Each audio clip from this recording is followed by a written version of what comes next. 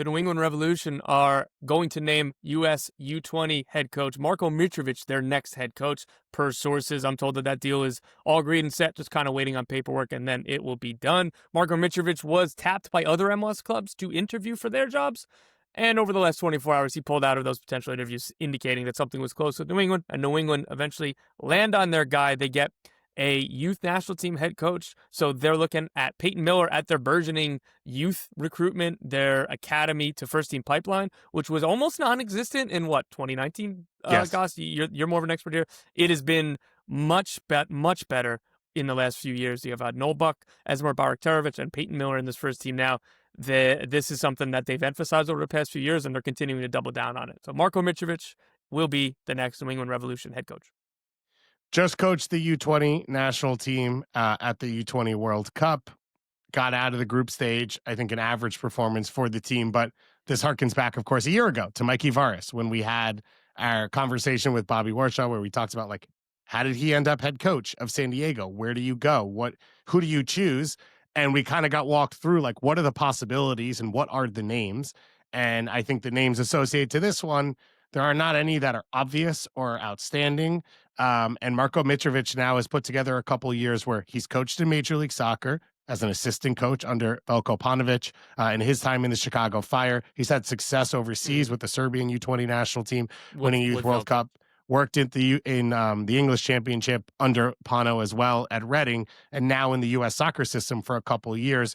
I feel like you're talking about a guy who has both, a finger on the pulse of the game and what it takes to win in MLS and how it's set up. Obviously, a background helping bring young players in, which should be a major part of what the Revs are built on. And as you said, the work that they have done over the last 4 or 5 years, which I think got stunted a bit under Caleb Porter, seen in the trade for Noel Buck by Bruce Arena, who was like, this guy's good. We thought he was good. We pushed him in. Not that he played much more in San Jose. And so I think it makes a lot of sense when you hear it come out. This was a club where we always felt like it would be someone who is U.S. soccer's feared. This doesn't feel like a club that's going to go hire Rene Weiler to run their team, right? They've always sort of leaned back into U.S. soccer, and they get to do so once again. And I have to admit, Mikey Varis' success in San Diego makes me feel much better about this appointment. Yeah, that was what I was going to go to next. That has to be the absolute best case scenario, given what San Diego and Mikey Varis have done, and it shows what you can do when you're aligned. It is a much different situation in New England. Of course, there is a roster already here. There are some good parts, but there are some bad parts. What they need to do is just be more competitive and flowing more in the same direction. And their bet is Marko Mitrovic is the guy to take them there. Again, he has had success with the U.S. youth national teams, the Olympics, both quarterfinal runs to the Olympics and in the U20 World Cup. They lost to Morocco, both tournaments. Morocco just won the U20 World Cup. So they're kind of a wagon at the youth national team level at this point. And I believe Hakimi was playing for them at the Olympics. So it's not as if they lost to a team that they should have beaten. There were some really positive moments within these two groups under Marko Mitrovic. He has the MLS experience as being an assistant under Veljko Paunovic in Chicago, as well as other experience. So this is, again, while he hasn't led a first-team senior soccer team yet, he's got a lot of experience and a lot of different experience, I think, that should help him in his first year here. Yeah, if you hire a first-time pro soccer head coach, there's always going to be question marks. But you said there's as much guarantees as you can get there. I would also say it feels like Eastern Europe has been a place where the Revs have had success. Obviously, most so in goal with Petrovic coming in. It's another area that he can lean in and help this club. But the big story with them is the roster is set. They signed 14 players last year. Very few of those are to 1-year contracts. This is a set team for the most part. You have to be able to come in and work with what they have. And my hope is that what Marko Mitrovic brought to his presentations and his interviews was this is how I can use Leo Campagna. This is how I can use Tomas Shankala. This is how I can help Carlos Heel. That has to be the starting point for this team. There's no reason this Revs team doesn't make the playoffs. I understand we've talked a lot about how good the East is. The jump is a little bit of a gap for next year, but that as your baseline should be very straightforward if you have the team playing together and being cohesive. No, that's a great point too, Goss. And the most important part for a head coach in MLS is to make better with what you have. Probably even more so than having that kind of defined style and stuff. Again, I think both of those things are extremely important. but you can't go buy another backup right back in MLS if you don't like what you have. You can't go spend 10 million on another forward if you've already done that on a few players. The best coaches in this league, whether they're domestic or from abroad, whether they have experience here or they don't, whether they were players or not, are the ones who can get the most out of everybody on the roster. Again, we're probably going to use all of the best case examples here, and it is not fair to try to compare Marko Mitrovic to Mikey Varas, as we already did, or you look in this mold like Wilfred Nancy. Like, that's why Mhm. he's a cheat code for the Columbus Crew. It's not just his tactics. His tactical brain is, one of the best in the world, but it's because of what he can get out of everybody on the roster. Everybody seems to get 10% or more better under him. So for a head coach to be successful in MLS, it is, I think, both of those two things. And the third angle is part of that value of, if you can get the most out of youth players, something that Jim Curtin did with the Philadelphia Union, what Bradley Cardinal is doing with them now, and you kind of go on down the list of insert your favorite kind of youth head coach here, is those are part of the cheat codes in a salary cap league, because those are your least expensive players. And the more you're getting for them, the more it frees you up to spend money on higher priced players, or the more that you sign a TAM center back who stinks. Well, Yeah. guess what? Like, we have other options, and so you're not hamstrung. It just gives you more outs. And we should say, on the young side of things, it's not just the academy. It's Dor Tugerman. It's Eli Yeah. Feingold, right? It's the players that they have signed that are young players, Luca Langoni, that they expect to be difference makers. They've invested millions in those players. There has been really good signs from a bunch of them that they can be a difference maker. And this is now a club over the last 5 years that has sold Tejan Buchanan, that has sold Adam Buxa, that has sold Matt Turner, who that is a major part of the way they've been built. And so, in talking about a guy, can you develop? Can you help people get to the next step?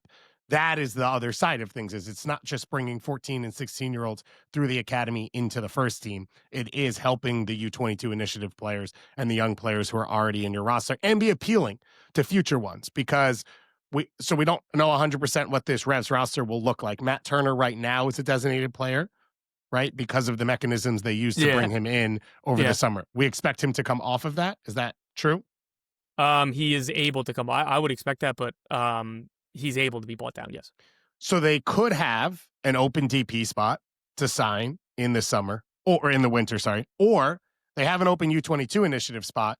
They could go 2-4-2, or they could go 3-3. They still have that open U22 initiative spot. So you'd assume this is a club that will spend a little bit of money, even more so, with a young player who could help this group, because over the last few years, they've proven they're willing to spend the money. The question has just been how it's been put together. And then, as we said, for the most part, this roster is set. You look through most of the names: Campagna, Ceballos, Thomas Chankalai, almost all of them are under contract for next year. Luca Langoni's on a 4-year deal. A lot of the other players that they brought in at the beginning of the year, Jackson Ewell has a few years left. Al Hassan Youssef has a few years left. So there's a lot of pieces in this team that are already in place. But the difference maker can be that academy and those young players. And the thing that the Revs did after Bruce Arena got the first team all set under his sporting group was they went out and recruited heavily around the country. And so a lot of the players that you see now that are in their team, Santiago Suarez, a 6'5" center back, clean on the ball, came out of the Sacramento Republic Academy, has been on their two teams, spent the year on loan with Birmingham.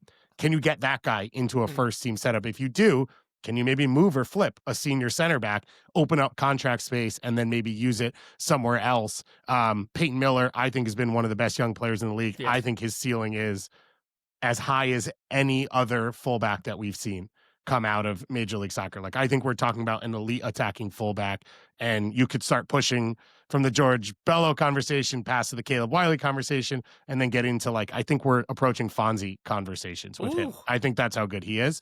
And can you get him in the team? And then can you get the next generation of guys in the team as well? Because that's the real test, is like, can you create a pipeline? Can you push them? Can Jack Panayatu get a spot back into this team and earn an opportunity? The Noel Buck experience was like chaos and a train wreck. And the hope is that you're now looking at a guy who has been on the other side of this with the youth national team, watching the pipeline for each of his players, trying to help a lot of them. Like, I think a lot of the U20 team we see is guys that are stuck at their club, and the U20 national team says, all right, we can get them 2 games and maybe put them in a shop window if we bring them in. And I think that's been a large part of what they've done.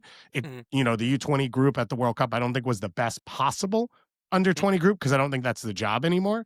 And so the hope is Marko Mitrovic watched all this happen and says, this is how I would do it if I got the opportunity. Yeah, and a couple notes there. Peyton Miller, you're right. He is a huge, huge talent. Well, he turns 18 or has just turned 18. I don't know if Marko Mitrovic is going to get the pleasure of coaching him one time for the Revs. I genuinely don't know. There's a possibility, if not probability, Yeah. that he'll be gone this winter because there are a lot of serious teams looking at him, and he is viewed that same way, Goss, in terms of like not just a top like American talent. Like this is a guy that is viewed in his age group as one of the better ones in his position under 20 or at his in his birth year. So that's somebody to watch in the winter. Whether he has him on the field, that'll be an asset, or the asset will be getting the maximum amount of GAM that they can in terms of a transfer, like they did with Bartarovich, which then was what they used to spend on Leo Campana. Yeah. And that is a very, very valuable roster building tool. So it's not just about bringing the players through. It's then when you sell them, that gives you more money to spend on the salary cap in a league where every team is looking for every extra dollar that they can put into the team around the salary cap. That's one way to do it. And then the other side, just to mention, Vanni Sartini was a finalist for this job. I am told he was interviewed several times by the New England Revolution. So was Josh Wolf, but they ultimately do go with Mitrovic. I think of the joke I made was Josh Wolf, right? I think when we originally talked about this opening, I was like, this has Josh Wolf written all over it. That's good to know. I think for all the fans out there, we've got the messages from St. Louis fans already in the chat. And if you're watching live, feel free to throw in questions there. Corey Ray just took over like 2 days ago, so I'd assume St. Louis will be a half step behind some of these teams, but you'd expect a Josh Wolf to be on that list. Vanni Sartini's an interesting one. Like he was such a unique experience in Vancouver that there are questions of like, where else does he fit and do other people look at him? But he has a resume, and it feels like MLS teams are going to take the call and they're going to see what's there and what can happen. So huge news there. Huge news for the Revs. And I think you mentioned this. Huge news to get it done. Like reset, try and build in the offseason, try and be cohesive, hit the ground running in the preseason as well. There's no reason you should be behind the eight ball with all the work you've done with this roster over the last few months or over the last year. And so at least the Revs put themselves in a safe place in terms of that. Anything else we're forgetting before we move on to the next story? I think that's it on the Marko Mitrovic side of things. I'm sure that there'll be much more to break down whenever this does go official and when he's unveiled and everything else that they'll do this winter. Oh, one more thing I will say. Just speaking to people around the league, New England is viewed as a very good job, despite kind of the stadium situation. And part of it, too, is like if/when they do get their own stadium, it's going to be huge. Mm-hmm. But for right now, you have an ownership that spends money. You have a group of players that, yeah, there are issues on the roster, but Carlos Hill is still so very well respected around the league that a lot of people look at him and be like, I can make it work. Like, oh, I have Carlos and like a handful of other guys I really like. We can figure it out from there, right? Like, you have the hardest part done of getting the former MLS MVP in the team. And again, with the youth development that they have. And Chris Tierney, I think, deserves a lot of credit for helping build that out in the front office as well as everybody else does there. But like New England is still viewed as quite a good job from what I was told. And another thing, just to point out, Peyton Miller coming from Connecticut, like those are players that have gone to NYCFC, they've gone to Red Bulls. Like the Revs have made a mark. They need to continue to do that, though. And of course, we're seeing it feels like an explosion of soccer in New England with Portland Hearts of Pine and Vermont Green and all the stories going on around there. And so I think the hope is that the Revs can try and maximize some of it. It's going to be hard to do without a stadium. It seems like everyone's going to get $1 from the Crafts for a stadium as the Crafts try and be cheap about it. So I don't know if it's going to happen. I saw 5 more quote unquote cities in the area of where the stadium would be built are like, no, we actually need money off this as well because it will affect us, which I'm all for, in favor of. But the Revs have been trying to get this thing done for 12 years and haven't. So we'll see what happens. Yeah, we'll see what happens on that side.